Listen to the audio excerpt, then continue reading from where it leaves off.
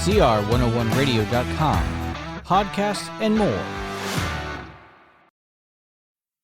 61. The Open Door. Last night we had dinner with a friend who had experienced a deep sorrow and loss not too long ago.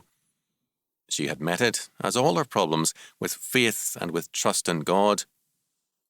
"I believe," she said, "that whenever God closes a door, He also opens another door for us. What we must do is to look for His open door."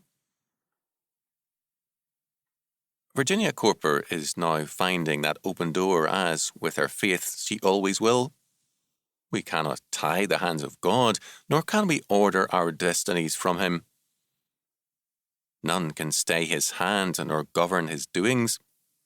We can, however, recognize the wisdom and the grace of His ways, and the perfection of His government. As St. Paul declares, quote, "We know that all things work together for good to them that love God, to them who are the called according to His purpose." End quote. Romans 8:28. This is far more than we could ever dream of asking. God makes everything add up for good to His own, so that in all things they are ultimately the gainers. By faith, then, we must in every situation look for God's open door. People who stand wailing before a closed door are blinding themselves to any future. I was not surprised recently at the radical moral failure of a friend who has spent about 15 years living in the past, talking endlessly about a closed door.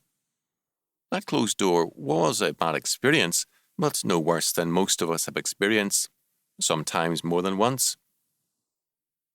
If we remain glued to that closed door, we cut ourselves off from life and growth. We live in the past and become a bore to the living. We refuse to accept God's reality and to profit by it.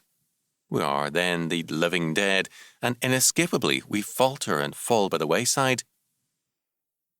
We then forget that the door of God's grace and His prospering hand is always open to His peoples. Quote, "Behold, I have set before thee an open door, and no man can shut it."